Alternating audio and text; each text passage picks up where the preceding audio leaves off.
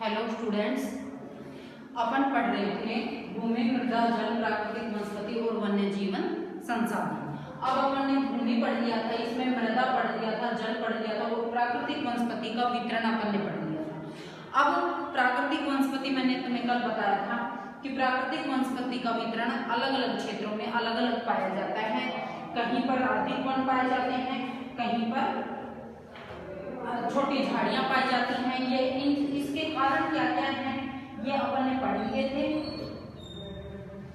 कि एक इसमें परितंत्र का संतुलन बनाने के लिए अपने को एक जीव दूसरे पे आश्रित होता है। अब अपन पढ़ रहे हैं प्राकृतिक वनस्पति और वन्य जीवन का संरक्षण, कि इनका संरक्षण किस प्रकार से किया जा सकता है। प्राकृतिक वनस्पति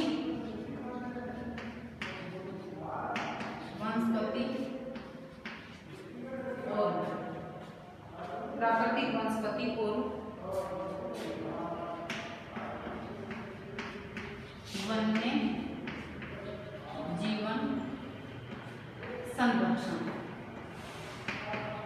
कि इनका संरक्षण किस प्रकार से किया जा सकता है। अब यह महत्वपूर्ण है क्योंकि मैंने तुम्हें बताया था कि प्राकृतिक वनस्पति का वितरण असमान है, और यह क्यों है इसके कारण भी मैंने बता दिए थे कि ये परितंत्र को संतुलित रखने के लिए एक जीव दूसरे पर निर्भर है। अब इसमें अपन पढ़ेंगे कि यह प्राकृतिक वनस्पति धीरे धीरे और वन्य जीवों में जो पशु पक्षी हैं वो इनकी संख्या कम क्यों होती जा रही है। अब इसके अनेक कारण हैं। क्या क्या कारण है? जैसे वनोन्मूलन, वनों का कम होना। मैंने इसका भी कारण बताया था कि वन कम क्यों हो रहे। कल अपन ने पढ़ा था कि सबसे मुख्य कारण है जनसंख्या वृद्धि। जनसंख्या जितनी अधिक बढ़ती जा रही है उतने ही वनों का क्षेत्र को साफ करके वो अपने रहने और कृषि के लिए भूमि उपलब्ध करवा रहे हैं, जिससे वनों की संख्या कम हो रही है। अब पहला कारण तो क्या हो गया इसका? वनोन्मूलन। लिख लो आप, पहला कारण क्या है? वनोन्मूलन। दूसरा है मृदा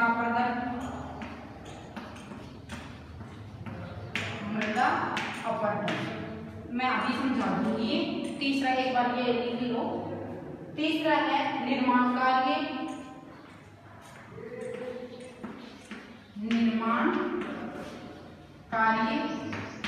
चौथा है भूस्खलन।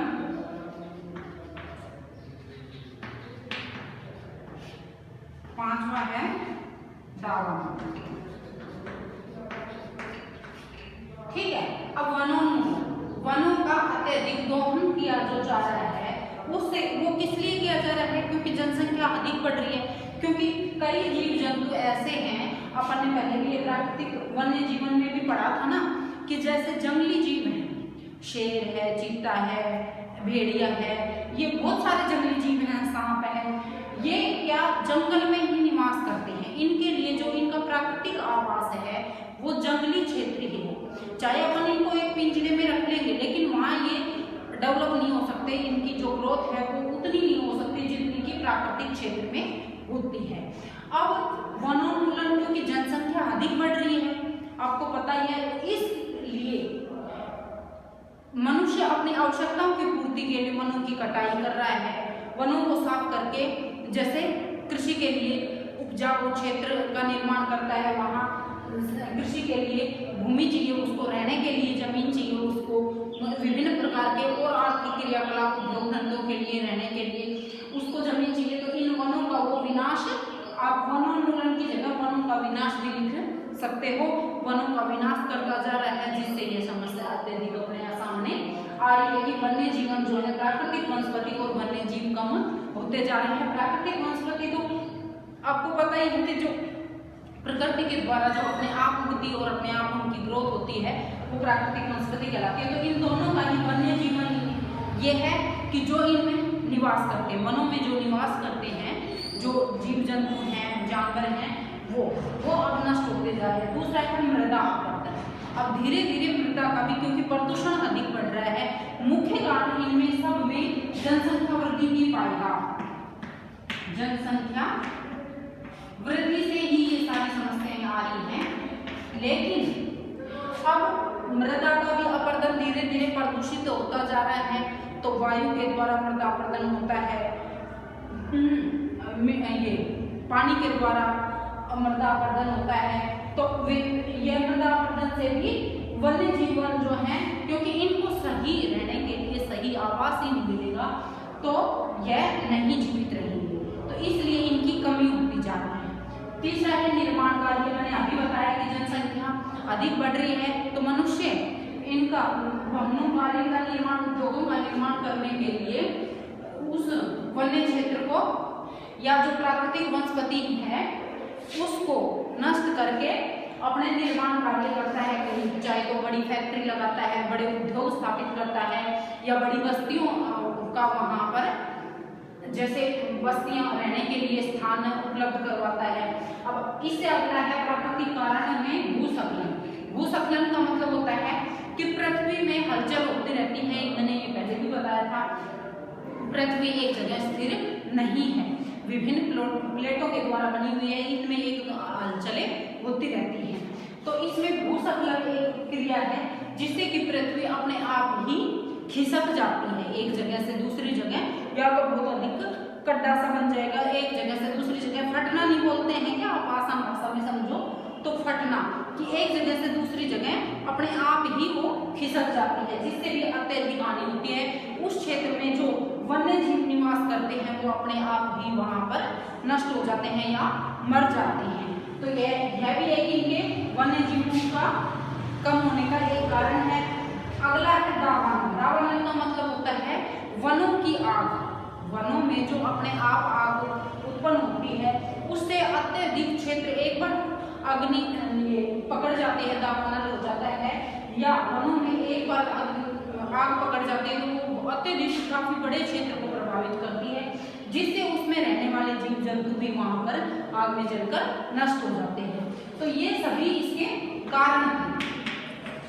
अब इसके उपाय क्या क्या हैं कि अपन क्या उपाय करें जिससे कि वन्य जीवों को नष्ट होने से बचाया जा सके, क्योंकि प्राकृतिक संसाधन अब विलुप्त होते जा रहे हैं और जो वन्य जीव हैं अब कई प्रजातियां ऐसी हैं, जैसे अब आज के टाइम में आप देखोगे आपने शेर चीते सिर्फ इसमें चिड़ियाघरों में या जू में ही देखे होंगे, वैसे आप नहीं देखते ना कहीं भी घूमता, बल्कि अब आप अपने दादा परदादा से पूछोगे उन्होंने इन जानवरों को खुद आंखों से जंगलों में घूमते हुए देखा था, तो काफी प्रकार के वन्य जीव जो अब हैं वो नष्ट हो गए हैं। तो अब इनका कारण तो ये है वनोन्मूलन,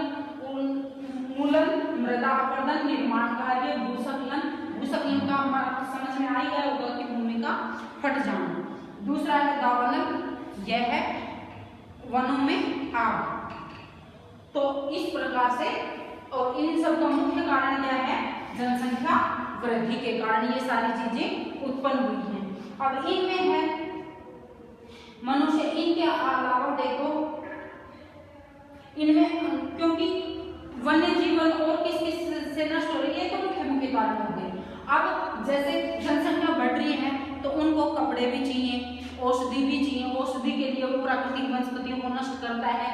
अब उनको जैसे कई पशु ऐसे होते हैं जिनकी खाल से वो चमड़ा बनता है और उनके वो ऊन प्राप्त होती है, तो वो क्या करते हैं, जैसे जिस पशु की उनको ये खाल चाहिए होती है ना, उनको वो मार के और नष्ट कर देते हैं, तो इससे भी वन्य जीवों में कमी आ रही है।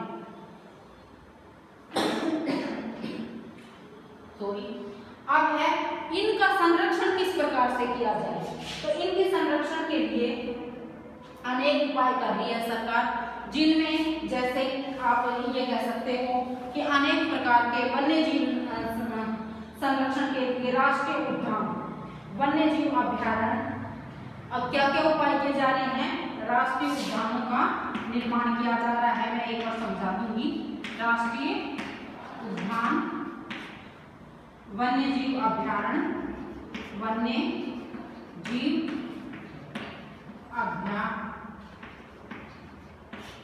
अभ्यारण्य का निर्माण किया जा रहा है। जैव मंडल नीचे, जैव मंडल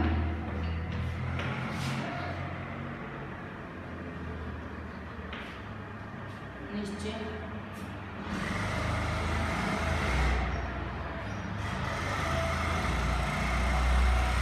अब ये मुख्य ये हैं, इनमें क्या है, राष्ट्रीय उद्यानों का निर्माण किया जा रहा है कि जिस प्रकार से जो वन्य जीव हैं उनके लिए इस प्रकार से उद्यानों का या पार्क, ये बड़े बड़े राष्ट्रीय उद्यानों का निर्माण किया जा रहा है कि उन क्षेत्रों में उनके लिए चारा उपलब्ध किया जा सके। अब वन्य जीव अभ्यारण्य में कि जिस प्रकार से प्राकृतिक वातावरण उनको मिलता था पहले, अब तो है ही नहीं, मिलता था, उसी प्रकार का प्राकृतिक वातावरण वहां डेवलप करके वन्य जीव अभ्यारण्य, अलग अलग प्रकार के अभ्यारण्य बना रही है सरकार कि जैसे शेर के लिए, चीता के लिए, भालू, जो भी जंगली जानवर वन्य जीव हैं उनके लिए उसी प्रकार का वातावरण, प्राकृतिक वातावरण तैयार करना जिससे कि वो वहाँ घूम सके।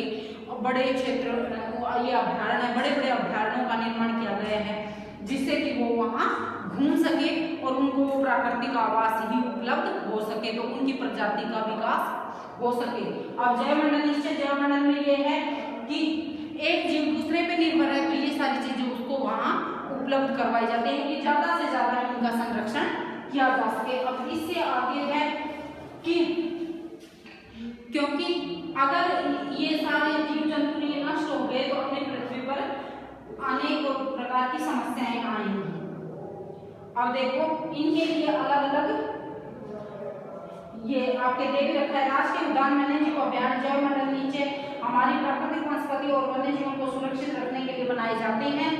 संकरी घाटियों, झीलों और आर्द्र भूमि का संरक्षण मूल्यवान संसाधन नष्ट होने से बचाने के लिए आवश्यक है कि क्योंकि ये घाटियों में, ये मैदानी क्षेत्रों में, झीलों में और आर्द्र भूमियों में ये जो वन्य जीव हैं यह अत्यधिक पाए जाते थे, तो इसलिए इनका निर्माण अब किया जा रहा है। यदि प्रजातियों की सापेक्ष संख्या को भंग नहीं किया जाए तो पर्यावरण संतुलन बना रहता है। विश्व के अनेक भागों में मनुष्य ने अपने क्रियाकलापों से अनेक प्रजातियों के प्राकृतिक आवासों में उथल-पुथल कर दी है। अनेक पक्षी और जीव जंतुओं के अंधाधुंध शिकार के कारण या तो वे विलुप्त हो गए या विलुप्त होने के कगार पर हैं। प्रादेशिक और सामुदायिक स्तर पर जागरूकता कार्यक्रम जैसे सामाजिक वानिकी, वन महोत्सव को प्रोत्साहन करना, स्कूल के बच्चों को पक्षी देखने प्राकृतिक कैंपों में जाने के लिए प्रोत्साहित करना चाहिए ताकि वे विविध जातियों के निवास का अवलोकन कर सकें। बहुत से देश पक्षियों और पशुओं को मारने और उनके व्यापार करने के विरुद्ध हैं। भारत में शेरों, चीतों, हिरणों, भारतीय सारंग और मोर को मारना अवैध बताया है। अवैध का मतलब है कि इनको मारना यहाँ पाप समझा जाता है। किन को? शेर, चीते, हिरण और सारंग और मोर। एक अंतरराष्ट्रीय परिपाटी CITES, the conversation on international trade in endangered species of wild फाना एंड फ्लोरा के स्थापना की गई, जिससे प्राणियों और पक्षियों की अनेक जातियों की सूची तैयार की जाती है। इस सूची में दिए गए सभी पक्षियों और प्राणियों के व्यापार करने पर प्रतिबंध लगाया गया है। पौधों और प्राणियों का संरक्षण प्रत्येक नागरिकों का नैतिक कर्तव्य है। अब इसमें ये बताया गया है कि सरकार इनके संरक्षण के लिए विभिन्न उपाय बना रही है, जैसे वनोन्मूलन, जैसे अब पर्यावरण दिवस मनाते हैं ना, अपन पर्यावरण दिवस मनाते हैं, सभी से ये रिक्वेस्ट बच्चों को जैसे स्कूलों में कि पौधे जरूर लगाने चाहिए, पौधों का महत्व समझाते हैं, तो इस प्रकार से अपन जागरूकता फैलाकर भी इन वन्य प्राकृतिक वनस्पति और वन्य जीवों का संरक्षण कर सकते हैं। इसमें अधिक से अधिक पौधे लगाना, उनका संरक्षण करना, तो इससे भी इनका संतुलन बनाए। दूसरा, प्राकृतिक आवास, वन्य जीवों के लिए प्राकृतिक आवास उपलब्ध करवाया जा रहा है। जैसे अपने यहाँ अपने भारत में शेर, चीता, मोर, इनको मारना एक अपराध घोषित कर रखा है कि अगर इनको कोई किसी भी जीव जंतु को, अगर जंगली जीव जंतु को मारेगा तो उसके लिए सजा और जुर्माना है। तो यह है प्राकृतिक वनस्पति और वन्य जीवन की किस प्रकार से सरकार इनमें अलग अलग योजनाओं के द्वारा इनमें संरक्षण के उपाय ढूंढ रही है कि ज्यादा से ज्यादा इन प्रजातियों को नष्ट होने से बचाया जा सके, क्योंकि ये प्रजातियां अगर नष्ट हो गई तो अपने प्राकृतिक जो ये वातावरण है इनमें एक असंतुलन पैदा हो जाएगा। क्योंकि मैंने तुम्हें पहले भी बताया था कि एक जीव दूसरे पर निर्भर है, दूसरा जीव तीसरे पर निर्भर है, उसका भोजन है और वो इस अपने परितंत्र को संतुलित करता है। तो यह चीजें अपने लिए भी प्राकृतिक वनस्पति और वन्य जीवन यह है इस पृथ्वी के पर यह परितंत्र को बनाए संतुलित बनाए रखने के लिए अति आवश्यक है। तो अब अपन ने ये पढ़ा कि प्राकृतिक वनस्पति और वन्य जीवन के इसके नष्ट होने के क्या क्या कारण हैं? वनोन्मूलन, मृदापतन, निर्माण कार्य, भूस्खलन और दावानल, और मुख्य कारण है जनसंख्या वृद्धि, मैंने तुम्हें बताया था। अब इनके उपाय क्या क्या हैं ये भी एक बार आप लिख लो। उपाय हैं सबसे पहले जागरूकता, लोगों में जागरूकता। दूसरा है वनोन्मूलन, वनोन्मूलन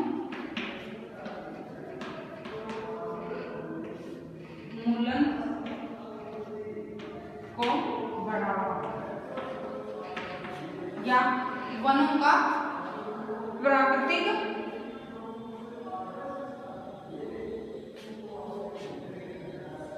वनोन्मूलन, इसमें लिखो वानिकी,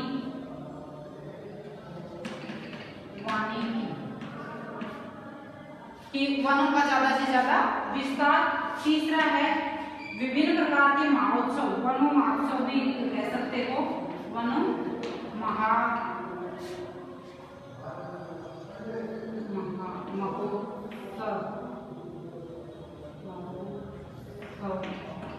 महोत्सव। और चौथा है जागरूकता वानिकी महोत्सव और विभिन्न प्रकार के जो सरकारी कार्यक्रम हैं वो चलाना जिससे कि लोगों में जागरूकता आए। जागरूकता कार्यक्रम भी इसी में लिख दो आप, तो जागरूकता कार्यक्रम और दंडनीय जागरूकता कार्यक्रम में यह आ जाएगा कि लोगों को अपन अगर उसके प्रति दंड देंगे कि जो कोई जैसे जंगली पशुओं को इनको जैसे सरकार ने अपने यहाँ कानून बना रखा है ना कि जो भी इन जंगली पशु पक्षियों को मारेगा तो उसके लिए आर्थिक और वो सजा है, आर्थिक जुर्माना भी भरना पड़ेगा और उसके लिए सजा तय कर रखी है। तो कोई भी पशु पक्षियों को मार नहीं सकता।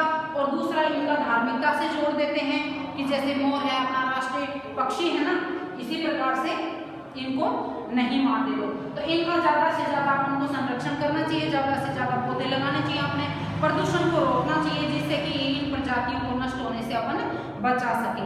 यही एक प्राकृतिक संतुलन है, अपने तंत्र को अपने संतुलन बनाए रख सकते हैं। अब इसके क्वेश्चन आंसर अपन कल करेंगे, ठीक है।